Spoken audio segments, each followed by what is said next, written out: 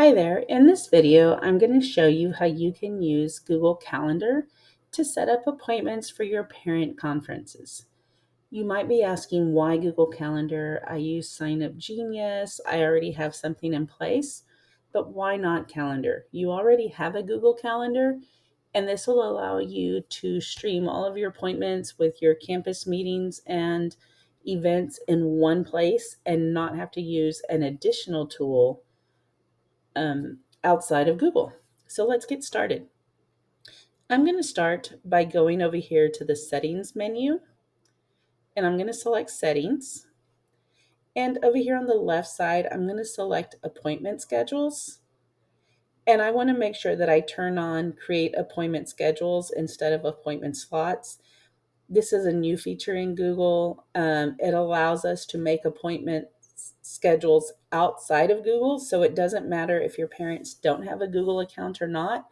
They'll be able to set up appointments using whatever email they have access to. So let's go ahead and click the back button. Now I'm starting here in November just because this week is empty for me. It's a holiday week, but it's just looks a little bit cleaner. So I'm just going to start. I want to start conferences at 7 o'clock in the morning, and I'm going to type in parent conferences here, and I'm going to select appointment schedule. I'm going to go right here. I only have 30 minutes in the morning, and so 7 to 7:30, and I'm going to select setup schedule. Now, notice right here, I can do an appointment duration. I'm going to make this custom, and 30 minutes would be nice, but I'm going to go for 25 because I'm going to create a buffer in a minute in between appointments, so in case I start running late. So I'm going to click done. Now, here's my 7 to 7:30 slot, and I don't want this to repeat weekly, so I'm going to put does not repeat starting on November 20th, and then I'm going to do, all right, my conference time starts at 9, so I'm going to do a 9 to 9:30, and then I'm going to let's do some conferences at the end of the day. So I'm going to do 3:30, and let's do 5:30. So this is all for November 20th. I'm going to go ahead and add a day, and I'm going to repeat the process for every day that week. Okay, so I've gone ahead and populated my schedule for the rest of the week. I am acting like this date right here, the 23rd, is an early release, so I'll be able to start conferences a little earlier. Now, on this window right here, the scheduling window, I'm going to deselect. This doesn't matter to me because I'm going to share this link with my parents, and as soon as I share it with them, I want them to be able to book appointments. You can set a minimum time, so you can decide what's the latest they can book an appointment.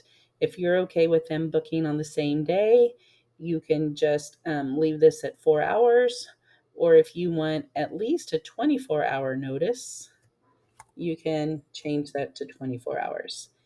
Now I'm going to go ahead and select booked appointment settings. I'm going to add a buffer, and I talked about that earlier. I'm going to make it 5 minutes, and then I can also decide how many appointments I want per day.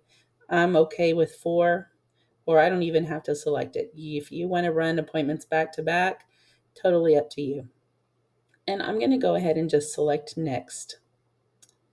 Now, if I click here on booking page, photo and name, it's going to show my Google avatar and my name. I'm totally okay with that.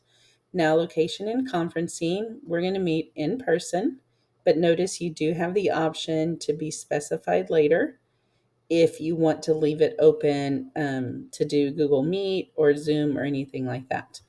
I'm just going to type in an address. I'm just going to do Virginia Myers, and I'm going to do room B115. Now here under description, this is a message I can send to my parents. I already have a little generic message typed up.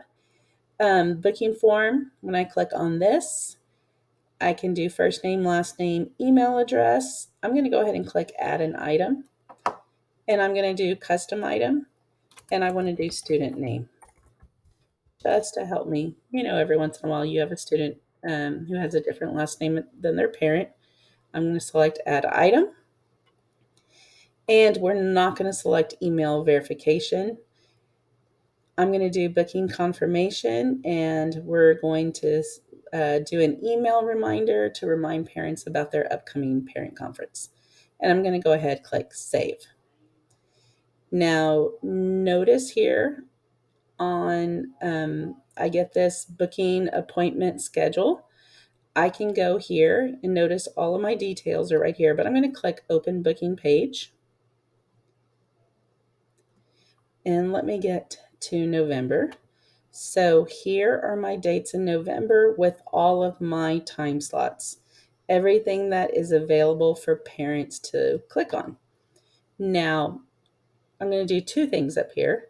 Let me show you the Share right here. I can click share this page, and I can copy the link and I can send that directly to parents, but I can also click create QR code, and I can take this QR code and also send it to my parents, put it in my newsletter, copy and paste it onto a document, what have you. This is just another easy way parents can scan this, and it'll take them directly to the appointment page. But I'm going to go ahead and copy this URL and open this up in a new window and paste this and hit enter so you can see what it looks like from a parent perspective. So here are my dates set for my appointments. I'm going to go ahead and just click. Now, if I want to come in at 3:30, I'm going to go ahead and type in that, and I'm going to type in my name. This is what the parents would do. I just have a little fake email right here, and I'm going to put that my student's name is Annie Fikash, okay?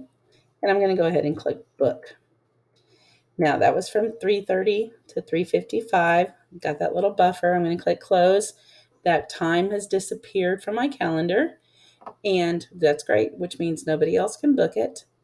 I'm going to exit out of this and go to my email, and now I got an appointment verification from Michelle to Michelle about this parent conference with Annie. And so the parent will also receive an email with the information as well. So again, I like this. I don't have to use anything different. It'll align with my Google Calendar, and it's one less thing I have to worry about using.